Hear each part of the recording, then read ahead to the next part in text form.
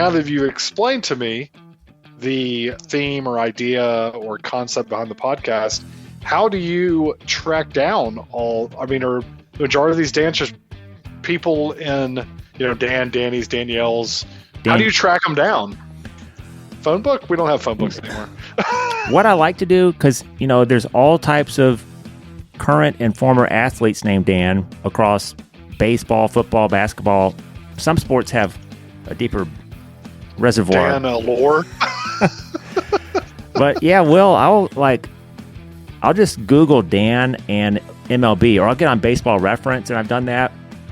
And I've gotten a couple baseball players, but it's kind of tough because they can be hard to find. I do send letters through the mail sometimes, but actually the best guest and the best source of guests has been singer-songwriters, because I'll search Dan and songwriter, and there's quite a few out there, or comedians. I've had a couple comedians on the show. And they want to promote themselves to an extent, or look at it as an opportunity. Yeah, so if you find someone who's still indie and they're not a household name and they've got a good website, like if I find someone that has a website, that's a great sign, because that tells me that they're active, and then I'll look at if they have music out. Did they release something in this calendar year? And then I just go for the email, and I'll send an email to explain what the show is and try to keep it a couple paragraphs. And I didn't know if it would really work, but not everybody replies, and some people say no, but enough of them have said, yeah, let's do that. It sounds like fun. Well, how long? Now I guess my next question would be, how long have you been doing it? How many shows do we have in the archive? So this will be episode number 63. It goes back to August of last year. So the first episode was kind of middle of August of 23. So at one time it just seemed like I was releasing episode number 8 and number 9. And I was like, oh, wow, I'm up to 10 episodes. And it's kind of just, it's happening. And it takes some time, to do it right. I had an old microphone. I upgraded that. The recording equipment, once you get the hang of that, that's good. But if you don't want to edit anything, which some people don't, I'll go in after we talk today, and I'll clean up some stuff. And I don't have 1 million subscribers. I want the people who do listen to it, I want it to be an easy listen. Pleasant experience. Well, it's funny you say that about the editing, because I literally I don't listen to a ton of podcasts. Really, when I'm listening to something, I want to listen to music. I can't really focus as well on a podcast while I'm working like I want to. So really, when I listen to podcasts is on trips or on longer drives and stuff, when I can kind of get in the zone with it. And so I was went down to the beach, went down to your neck of the woods. You're in Pensacola, correct? I was in Perdido Key a month or so ago, and my girlfriend's a big podcast listener. And I can't remember the podcast. It was a great podcast. Basically, they were doing I think they do deep dives of albums or something, and but neither here nor there. But basically, she had on as a guest happened to be her producer, editor, whatever, and went into the whole details of editing of podcasts, because otherwise there'd be a lot of talking over one another, probably the ums and the ands. And I never thought about it. I just thought, everyone just interviews perfectly. Which now, once it was pointed out, I'm like, oh, that would not be the case. Just the polishing of it all. So yes, I'm sure that does take a significant amount of work. So good for you. Hopefully you don't have to do too much work for me, but I have a feeling I will and pause. Oh yeah. More than you would like. Or you may just need to silence me. I'm not sure. Or all the above. And yet, just do it at will. Speak as you speak. Be as you will. And don't worry about any of that stuff. One thing I learned as this year has gone on, I've got kids and I've got a wife, and I can't just be holed up in my little home studio, as I'll call it, for hours, just chewing away at this thing. I'm needed around the house. So there have been a few weeks that I spent a little bit too much time working on something, or I've had some episodes run 90 minutes, 90 plus minutes, and there was a time I didn't split them into part 1 and part 2. And I'm starting to do that now, because if we talk today for an hour, and you'll be surprised how fast the time just kind of whips by. Yeah. Most likely I will put those out as 2 separate episodes, because Number one, sometimes there's some really good material in the back half, and not every listener is just going to dutifully listen to every last second of every show. There's shows I listen to, and I don't make it all the way to the end. I will admit, I have a hard time going over, especially particularly for interview or the more interview-based podcasts. If it's over 30 minutes, I have to go back and revisit, or I don't ever go back and revisit. And I don't even think I'm that, like I have that bad of an attention span. It's just a lot to go.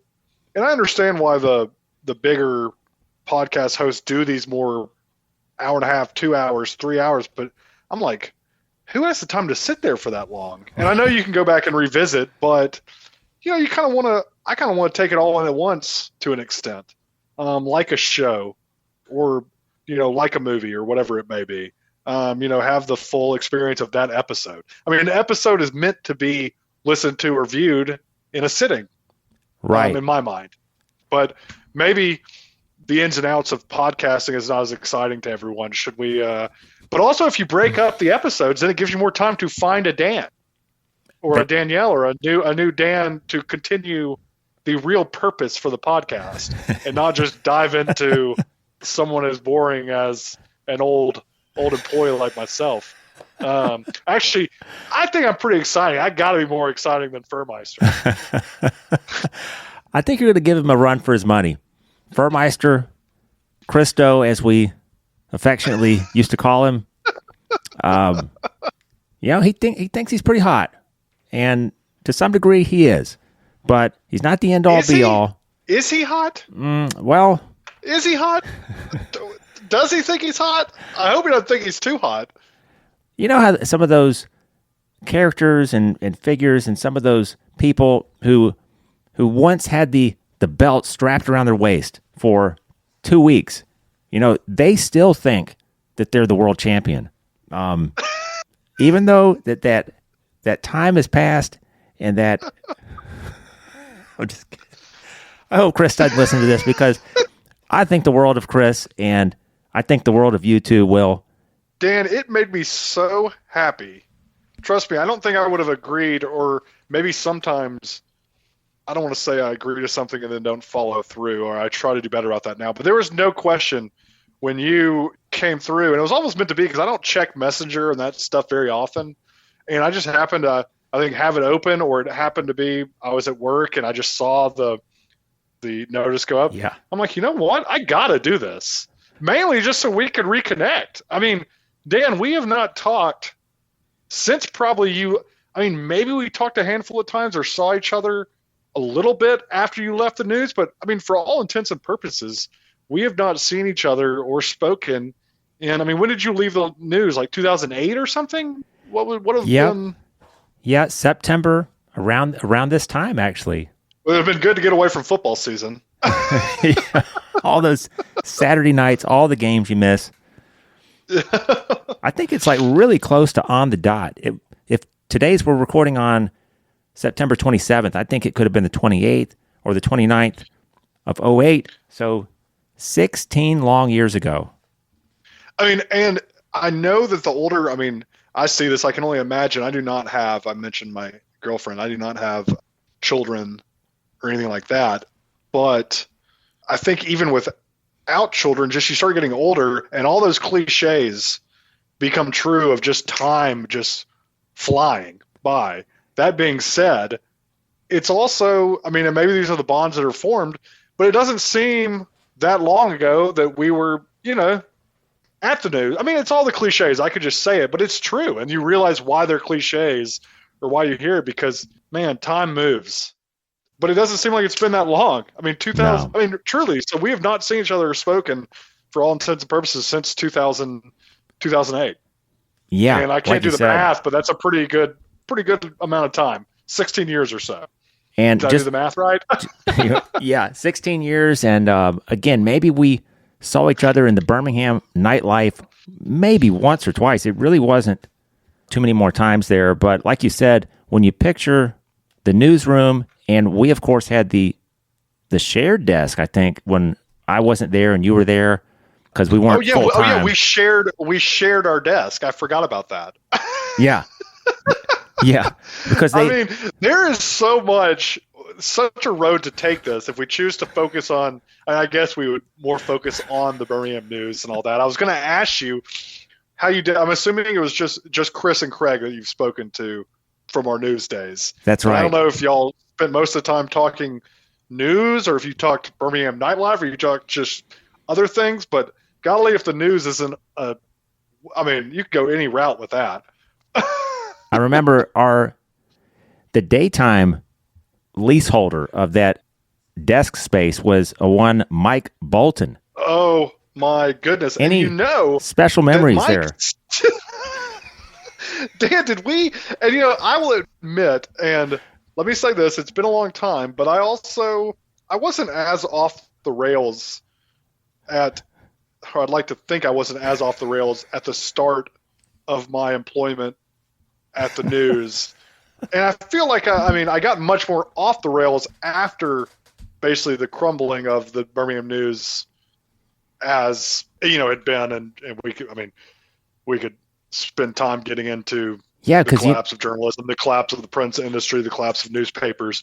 But basically, my memory may not be as good as it once was, so I can't remember how much we talked about it or how much I got frustrated as time moved on. But yes, old Mike Bolton, the still outdoor writer. I don't think there's any kind of auto. Who knows what he does, but he still writes. They still contract him in some way, since the vast majority of the staff anyway is, I think, some level of, stringers or however you want to. I don't think that terminology is around anymore. Just like sports information directors is not a term anymore. Old SIDs.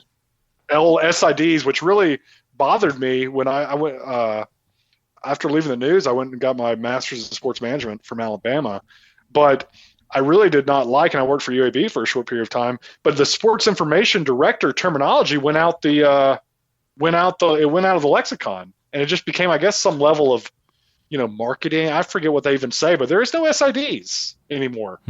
No Joey Mullins. Shame. No Joey Mullins. I actually met Joey. He was a nice guy. I think he is still out there. Also, I think he's still out there. I'm not sure. He just recently maybe left Stanford.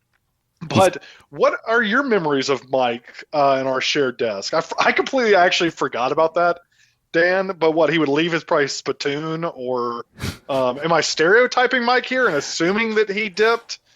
Or did he actually leave his Dr. Pepper plastic bottle filled with dip, spit, and whatever else? Am I making that up? I would not. I wouldn't put that past the realm of possibility.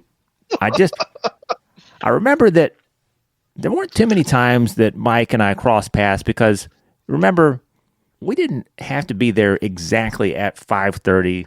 Maybe some people did. I just kind of rolled on in. I knew what I had in front of me, and I knew when our meeting was going to be. But I'd run by the Arby's or run by somewhere and go ahead and get dinner locked down. Sometimes we would get there first and then immediately leave again to go get food, which I'm curious as to why I did that, or any of us did that, but we were allowed. We were given a lot of latitude. We were giving a lot of, now in retrospect, and that's why I kind of referenced me being a little bit off the rails. Now, I think we did a great job, and I don't know if it's how the case is now, but also as you hear more lore, or maybe you were part of other newsrooms, or you talk to people from other newsrooms, it's kind of par for the course to an extent, but we were given a lot of leeway, but we got the job done. I think that's why. In other jobs, you still see it. If you get the job done, that's all that matters. When you have to deliver on a hard deadline every single night, and it's got to be accurate, and it's got to be on time, and you got a group of guys like us who prove themselves capable on a very regular basis, you don't wonder when they're going to get there, because they're going to be there. There was no reason to question us. I will say some that came after us that were in similar roles as, you moved on after Craig moved on, after Chris moved on, and I was still there. Not everyone could be relied upon as much as we were. Not that I fully blame them considering our pay scale, but Yeah. you sometimes that's you get paid a little less to have an exciting, fun job, which that was. And I didn't mean to interrupt, but let me say this real fast, Dan, is that I'll just put this out there, and I don't know if it was youth. Some of it probably had something to do with youth, but I still talk about this with Kent Casey, with John Reimer. Those were great times. It was a great team. Obviously, you've already spoken with Craig and Chris, so I'll throw them in there, and we can maybe talk about some other characters if we want. But not only was it great times, I think we put out a great product, but nothing will ever, for me, compare to that job. And those will be, I mean, I can say it now. And I've been basically searching for that, and I got real lost after 2012 when they laid off so much of the staff and went to 3 days a week and all that stuff. But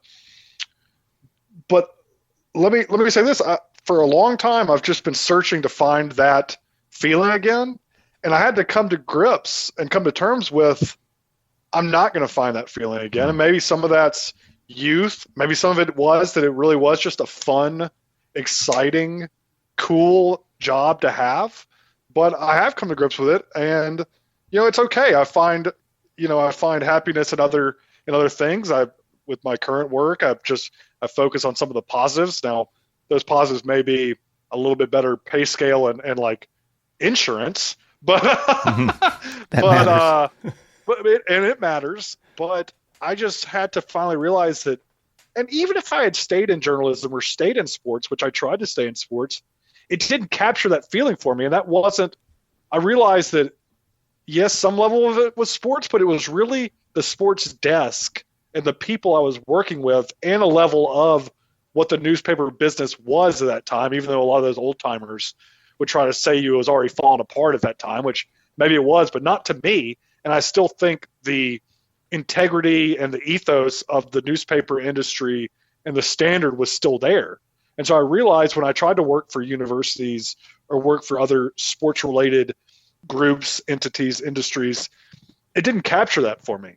And I mean, I spent money to go back and get a master's in sports management because a lot of people suggested it and thought, well, Will, you're so great in sports. Why don't you keep doing it? And it's like, it wasn't that. I wanted just the sports desk. And maybe that would have played itself out, even if there was still a sports desk, but there's nothing for people like, why don't you still write? Why don't you still do this, edit? I'm like, for what I enjoyed and what I did, there's nowhere to do that anymore. You're right. And you're seeing it with current sports reporters with, what was it, Adrian Wojnarowski, or how you pronounce his last name, just getting laid off yesterday. And he essentially said the same. And we've seen it across the board of people being like, this is not what I signed up for.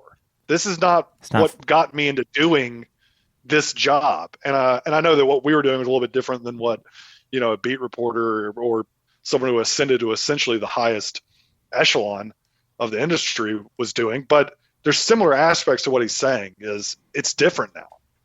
I just remember. So sorry, I went on a real ramble, but the news, I mean, I still go on rambles about the newspaper. And some would say it's sad, but I mean, it's something I still care deeply about. And those times I cared deeply about. And that's why I was so excited to hear from you, Dan. So I will stop now after all that and let you lead again. This is your show. Well, Will, you just spoke so poignantly there, and I echo every sentiment. And I always wondered, going back to like 2015 or 2011 or even 8 years ago or 6 years ago, I always just from time to time think about those years, that newsroom, that group of guys. And it wasn't all guys that made it great. Amy right Amy's there. Amy's amazing. And Amy feels the same way. I mean, Amy will still put up, memories, share memories on Facebook or whatever it may be. I run it, I know that, I don't know when the last time Kent talked to Amy. It might have been Charles Hollis's funeral or service. I don't know if you knew that Charles passed away a few years ago. That one got me. It's just so easy for me to like start going off in so many tangents on those times and people and things. But to stay on Amy, I mean, it wasn't just a male dominated. I mean, in some ways it was, but she hung tough and she made that desk and that group what it was too. and she loved it. And I think I think she would have rather been with us on that sports desk than anywhere else for that paper. I think so. Um, It was just which, wow. We were, they paid us peanuts, like you said, and Eli Gold's got a great book, From Peanuts to the Press Box.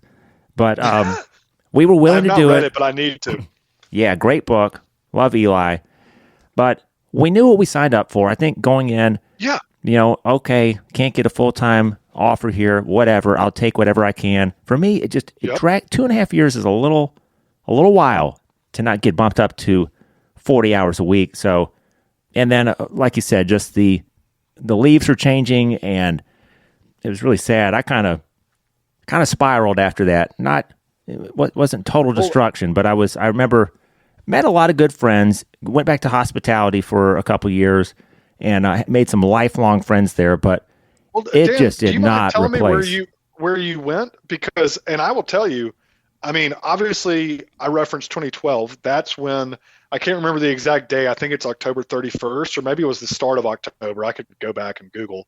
But basically, when they laid off, and yes, buyout, the writing was on the wall essentially from the start of our employment at the news. I mean, it's kind of funny to think about. They build this huge new building, and then, the Great Recession starts or whatever, and it was all just like darkness. Not as much for us per se, because maybe our youth and not knowing what came before, but it was really just, that was the beginning of the end, I think, in a lot of people's mind, to the newspaper and what the Birmingham News had been and was.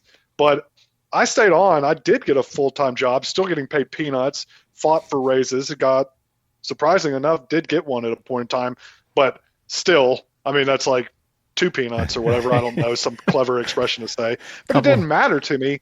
That being said, you saying you spiraled, I mean, I spiraled hardcore.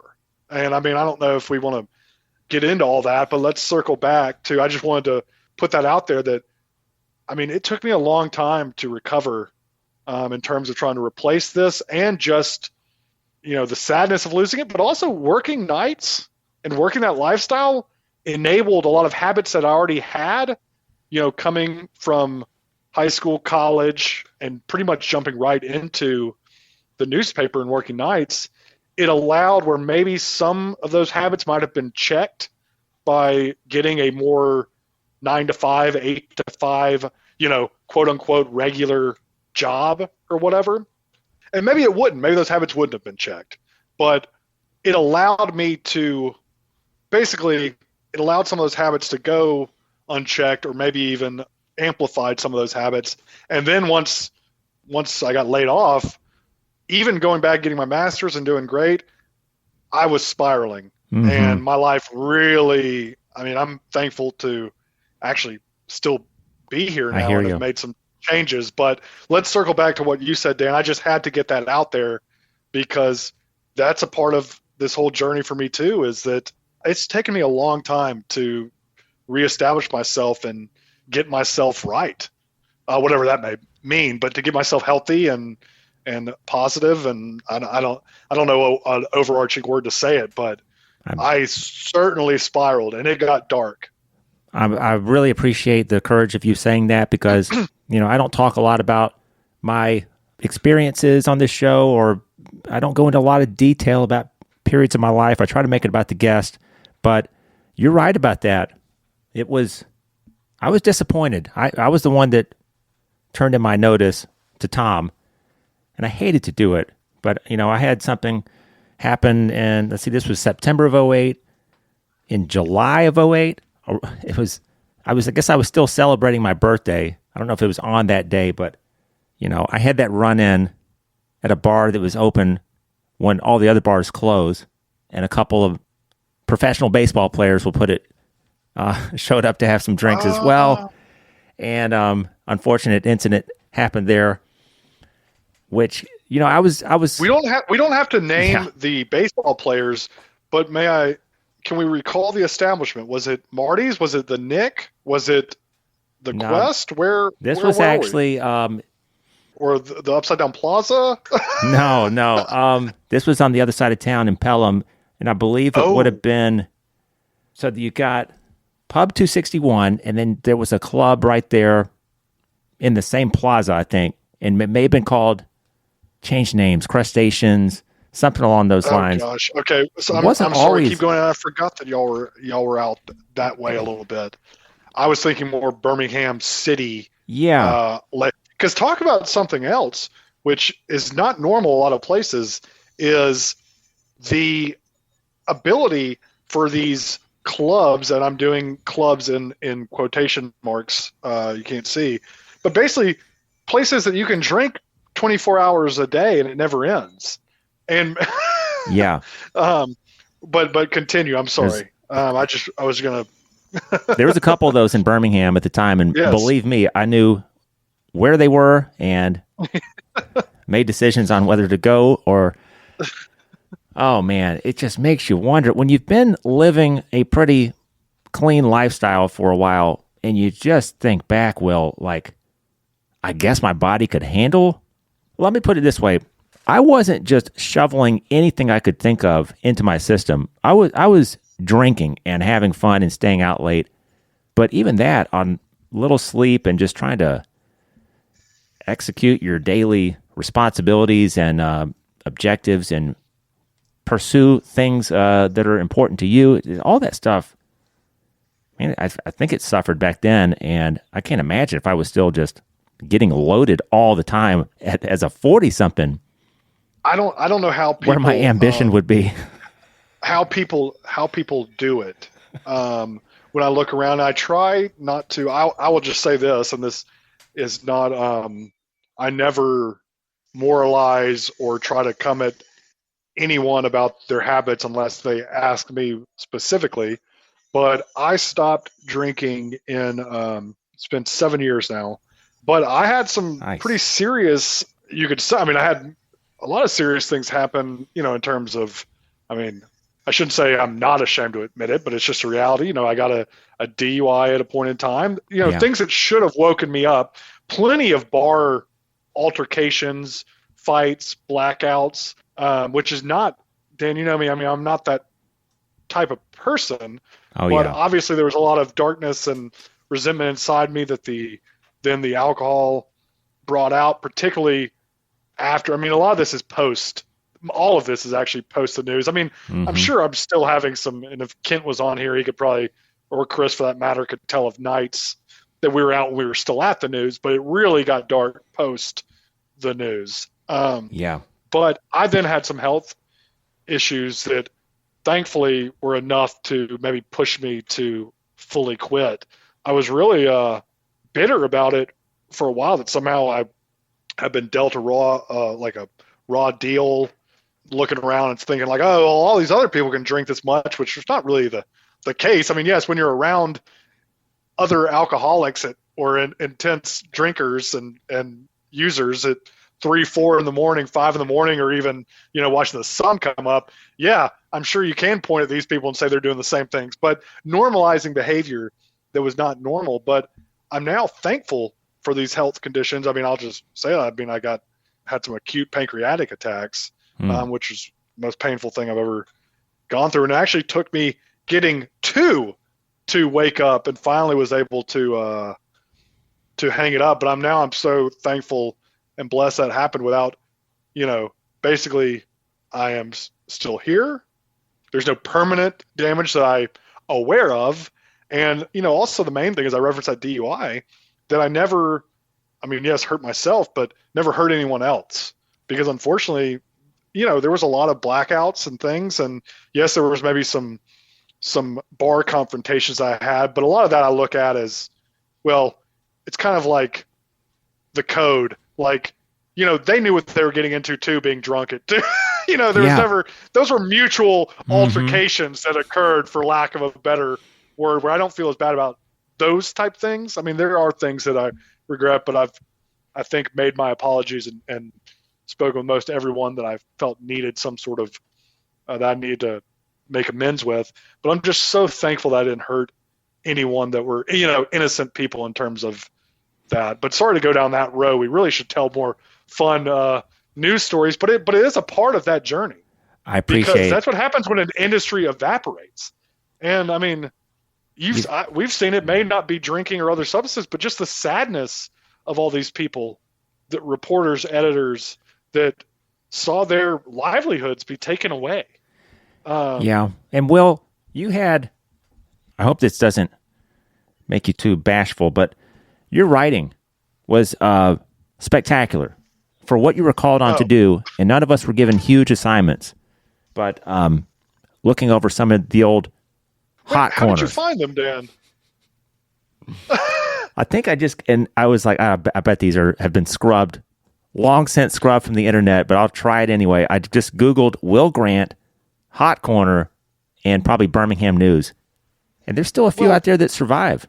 Well, but what I wanted to say really quick is that, most of us were chomping at the bit to do something more. If we had the opportunity, and I know Chris actually went on and is still writing. Craig has done some great things as well. And I can't speak to everybody in that newsroom, but a lot of talent there. But when it just dries up for you, whether through a layoff or me, and I mentioned this to Craig, I would go on to doubt myself sometimes in 2010, 2011. Did I pull out too soon? Was there more for me there? And I would still shop myself around, apply for jobs, and try to, reclaim something and put my skills to use. And I just couldn't get anywhere. It's hard to remember if no offers came through, but nothing palatable. And so and I got into hospitality, was working at Firebirds, worked there for a couple years. And you get out of that professional setting, even though at the Birmingham News, we're rolling in at 6:00 at night and working those odd hours. You're in a newsroom. You're not in a bar. You can get to the bar later, but when you work in hospitality, if you already kind of have that inclination to imbibe, you're around it all the time. You're around it at work. And I just kind of sunk further into that lifestyle and pretty much prioritized the lifestyle. I really did. I've never been honest. You're preaching to the choir. Yeah, keep going, Dan. I'm sorry. I did some stuff for Bleacher Report before it was really even had any market share, or wish I had been more consistent with that, because this was when you could just start posting things on Bleacher Report. You didn't have to be hired by them. And I just, some people put it in simpler terms where they're just chasing tail.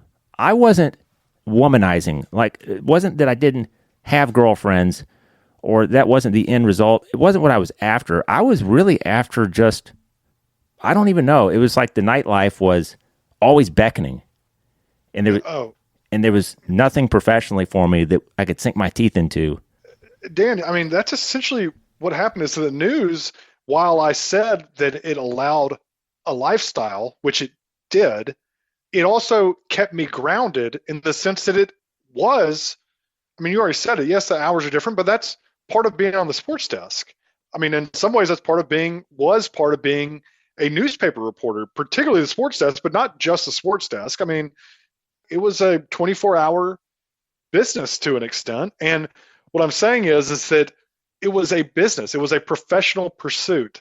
And that once I lost that, and yes, I went and got my master's, but really I just threw myself entirely into the lifestyle, as you say. But by the lifestyle, I mean the nightlife lifestyle. And for me, it always had been kind of a work hard, play hard thing I justified in high school and college, and then in the news, I guess that's what I would say too. But for me, it was just the party. I didn't want the party to ever end. It wasn't a womanizing thing. I mean, yes, I had my encounters and ladies and things, but it was just that I always loved the nightlife and being around people and partying. I mean, that's where people are like, Will, how did you quit drinking? How did you do this? Not that there's plenty of people who don't do this every day or, get sober or whatever, but I've realized, and I mean, I'll always say alcoholic, addict, whatever, but it maybe wasn't as much, I wasn't someone who woke up wanting to drink or felt the need to drink. And I'm not saying that to put myself above. This is just me defining my approach to it. But it was, once I started, I never wanted to stop. And that was the problem. And then, yes, it eventually became where it was self-fulfilling where I didn't have the news. I didn't have anything to really, I couldn't find a job, which at the time I pointed fingers at everyone else and not at myself, but I just got bitter. But it really became this thing where I was so involved in the lifestyle that I drink all night long, sleep, wouldn't have to go anywhere, and then wake up feeling so bad because we'd gotten older, and I was older. And I say we, I'm speaking for myself, but we're similar of age, so you're getting older, that I would essentially have to kind of start drinking just to keep going. And that's where it got dark, is that it really became, I couldn't get out of it, and I couldn't make changes because basically I kind of completely came off the rails after getting my master's and after maybe like 6 months to a year of not being able to find, a consistent job, thinking that like, oh, I should be being given something. Well, I mean, what have I done wrong? I mean, I worked at the news. I did this, the Birmingham News was this amazing institution. Look at all this work. Look at all these articles, hot corners or not. Look at all these articles I wrote. Look, I have this master's from one of our premier state universities. I mean, why can I not get a job? When really I probably was going into interviews smelling of alcohol, or just there are only so many sports related positions too in Birmingham. That kind of goes back to, I didn't want to go to work at, this is just something I always threw out, and nothing against UTEP, but I didn't want to at 30 plus move to El Paso and work in their, and work my way up. Not that because I didn't feel I could, but I wanted to be in Birmingham. I love Birmingham. And there were just only so many opportunities. But really, it became all about that lifestyle until finally enough happened that I'm blessed and thankful that I was able to make changes, because I've seen plenty of people in that service industry and in that lifestyle not make the changes. Unfortunately, I've lost a lot of people along the way, not to be dramatic, but it's sad. Yeah. Because it is a very hard life to lead. Working nights is a very hard life to lead, service industry or not. But it's just very difficult to live, quote unquote, healthy, productive life. Stay tuned for part 2 as my conversation with Will Grant is just getting started. Hope you're enjoying it. Thanks for listening to the Day and Time Podcast.